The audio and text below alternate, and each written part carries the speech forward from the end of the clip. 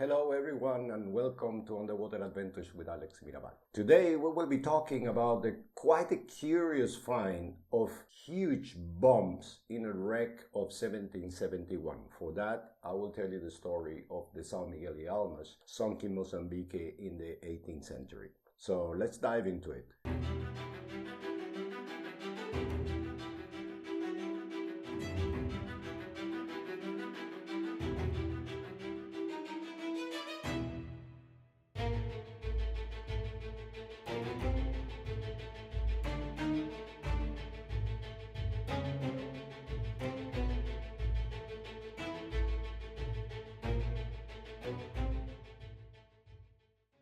The S Miguel y Almas was a ship that was coming from Goa in India to the island of Mozambique, and they had an accident and they sunk in the south entry of the Fernão Veloso Bay. It's a big place and there is a huge coral reef coming out very far from land, and they unfortunately had this accident and they ended up there. We wanted to find the S Miguel y Almas because every ship coming from India or from the east, it would be bringing interesting material. So the import that they were doing from India to Europe and also to the settlement of the island of Mozambique is always full of interesting artifacts and interesting cultural pieces from the east that it is always changed a bit from the regular and boring coins and repetitive artifacts. So we wanted to find this wreck very much. We started the survey when we arrived there trying to find the wreck because the historical files, what they said is that the wreck went into the rocks in the south of Fernão Veloso. So there was no much information, but the area was quite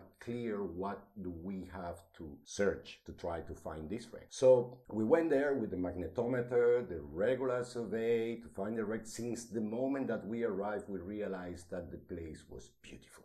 The waters were crystal clean and okay, there was a bit of a current and there were big waves some days, but the area in general was very nice to dive and to work on. And it has this survey to find this wreck. Every survey has its characteristics, but this one in particular has two very interesting characteristics. First, the magnetometer survey we were doing outside of the reef, in the deep part of the reef, was constantly interrupted by whales. I think in another episode I was talking about a whale in that wreck that came and destroyed all cables and the electric cable and the ropes and everything because she was swimming and passed and broke everything. Okay, that is because it was always full of whales going up and down. Are whales like the most curious sea animals ever? Because I feel in your stories there's always like a whale or a shark, but not other, like I don't see you telling me about other fish or mammals underwater. I don't know if it's out of curiosity or they simply are so big that they go their way and they don't pay attention to you. I mean, you are like insignificant for them, I assume. It's exactly what you're saying. They're probably so big that they don't even notice or care because whatever they go against, they'll probably win. So it doesn't matter. I don't think they were very worried with our little survey boat because we were doing the survey in this little plastic boat with a cabin in front. It's called Arbor. But it was small. For them, it should have been like, nah, no worry, we keep on going this way. Yeah. So many times to run the magnetometer and do a proper exploration, you need to set your tracks, you set your lines. You don't go anywhere. You go in a planned pattern in which you can cover the entire seabed. So every time that the whales came and get into our route, so we have to stop, get out of the way, go back to our plan. So that it was uncomfortable for us, but at the same time it was nice having to alter your survey because of these beautiful animals. It's not because of the engine broke or any technical reason. It was for a very nice reason. Actually, we were in their area, not the other way around. So that was one of the particularities of the survey to find this wreck. The second one is that we actually found the wreck backwards. We didn't find the wreck in the normal survey. You will run with the magnetometer over a cannon or an anchor. It will give you a signal, then you check on that spot and you will find the core of the wreck. because it's where cannons and anchors are, because they are very heavy objects. They will not move too much along the centuries. But in this case, we find it the other way around. Every ship, when it goes into the coral or into the rocks and it gets destroyed there, with the pass of the years and the centuries, start breaking up with the waves and the currents, and during many years it start breaking up. And when it breaks up, it will create a cone of the dispersion of parts of the ship and its content going out from the place where it sank further out downwind or in the directions of the main waves. It will go down and will open a cone of debris, of scattering from the wreck. In this case, we started in the end of the cone because we were, as usual, talking to the fishermen in the area, and one of the fishermen told me, we have found over there in the shallows, but really in the shallows nearby the beach, we have found some broken plates, blue and white broken plates. Obviously, saying that, and we knowing that the San Miguel y Almas was coming from India, it was very probable that she would be carrying Chinese porcelain, because the blue and white in a beach in Mozambique almost always ends up being Chinese porcelain because of the trade was going through that place. So I asked the guy, can you show me where do you found them? And he said, yeah, tomorrow morning I come and we go. So next morning, when he arrived in the boat in his little canoe, we were preparing our bottles, the dive bottles and all the dive gear, putting it into the Zodiac, expecting the man to show us where he found these plates, these broken plates. And when he saw it, said, but you don't need that. So how come? Aren't you showing us the place? Said, yeah, but we'll go walking. We will go walking because it's low tide now. We can walk there. So we did. We went with him to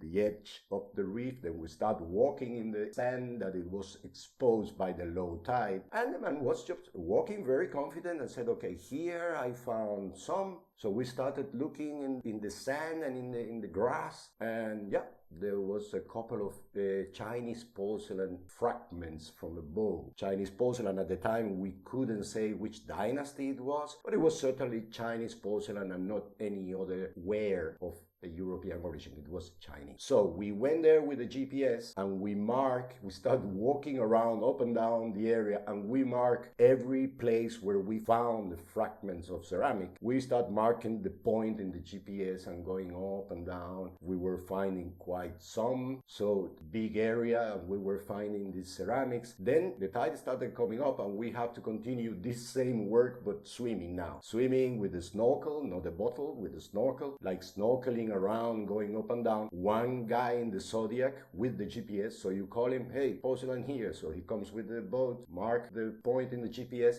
and we were starting finding, we were three in the water, one guy in the Zodiac, and we started finding and plotting all these little fragments in our electronic chart. Also, when we were getting to the deeper part, we started also finding, aside of the porcelain, the blue and white porcelain, we started finding ballast stones, scattered ballast stones. That is obviously coming from a wreck. There is no reason why ballast stones will be there, together with Chinese porcelain. So we knew we were getting close. When we went back to the ship, we sat on our computer, put all this data in, and you could see this beautiful cone pointing, the narrower part pointing to a certain place that left us with the very small area to search. And next day, obviously, we said we'll continue the search there, because in this part was now very high probability that the ship would be there, because all these objects were coming from somewhere. And obviously we went there the next day, we passed the magnetometer, and back we got 14 iron cannons, 5 anchors, and ballast stones. So we found the wreck that way, as I said, backwards, coming from the end of the cone to the beginning where the wreck is. I have a question. I think I might be able to answer it myself, but I want to know your opinion on it. Humankind is curious, being that they know that these fragments, even to the unaware eye or unknowledgeable person or somebody that's not as educated in this field, you see the fragments of porcelain or of what looks like silverware or ware in general or pottery, and why wouldn't they retrieve it in a low tide? Why leave it there? Why not search further, even without knowing the techniques of how to search? That's fair, but why do you think they just left the stuff there? They told me when I asked him, but you found plates, and he was like very uninterested. He didn't understand why I wanted to go there. Because the first thing he told me was that, yeah, but they're all broken. They're all broken. See, why do you want a plate that is broken? Well, sure, I understand that. Why you want to walk all these miles in the mud? They were of no use for them. I have seen in the countryside in Mozambique, in little villages where the fishermen live there, they have sometimes these little bowls from Chinese porcelain that they found in the beach because it was intact, so they could still use it. But a broken plate is of no interest for them. I guess a bit of a privilege type of curiosity. Perhaps when you're lacking perhaps certain things in your day-to-day, your curiosity doesn't spike when you find something that is not useful. Exactly. It would spike when you find something that it's ready to use. Same happened with them with the anchors, for instance. Totally. They have seen anchors and they have shown us anchors which are historic anchors from many centuries ago, and they know where they are and they don't take it out because they don't find any use for them. The historical significance is not important to them. No, it's not what they are looking for. It's not what they're looking for. They're working in the sea to which make makes a living, sense. to make a living. Which makes they sense, of course. Not there to study anything. Yeah.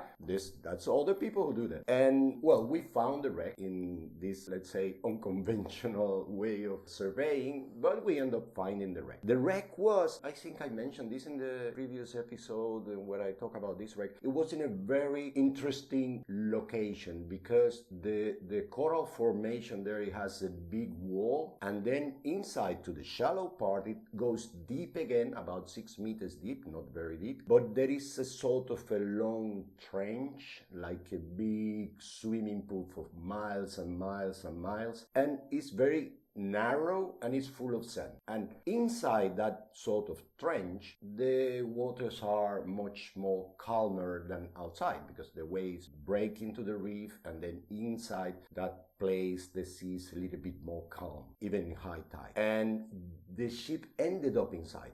The ship went against the rocks in the deeper part, against the rock, went over the rocks, and then it ended up in that place. So the excavation of the place was also very nice to do. We put there a submersible pump, power from the ship with electricity to suck the sand in the place and lower down the level of sand so the objects of the ship would be found. In that way, we found, as I said, 14 iron cannons, 5 anchors. We found tin ingots. They were obviously transporting tin in form of ingots as a commodity. We started finding trade beads. They were used for commerce and to exchange between people, trade beads, very interesting ones. We found cutlery, we found jewelry in gold and ruby. There were beautiful little objects made of gold, silver, handles of knives, handles of furniture in forms of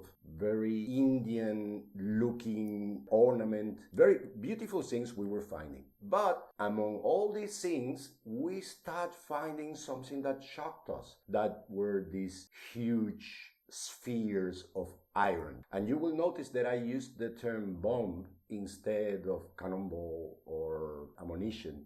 And I will tell you later on why. The first one we found, it was by the side of a cannon, but it was a huge thing. It was something like this. There is no cannon capable of firing this ball. Not that I know. And we found one and we thought, okay, it's an iron ball. That's quite obvious. It was an iron ball, no apparent function. We didn't know. And it says, okay, it's probably they were transporting this as a form of transporting iron as the material itself. To then melt it or something. Exactly, to then use it in something else. But then we found another one and another one. And they were always related to the cannons area. There was a scattering, but they were close to the cannons all the time. And at the end, we end up finding about, I think, 11 of these huge balls. So we decided to take take one out, to photograph it and to measure it and to take it to the lab, the conservation center, to see if we could find out what it was. The process of taking that ball out of the water was not easy, I can tell you, because that was unusually heavy. As we were working very shallow, we had a lifting bag that was just capable of lifting 50 kilos. And we said, okay, 50 kilos should be enough, because, 50 kilos is quite heavy. Whatever. Yeah. So we assumed that would be enough, and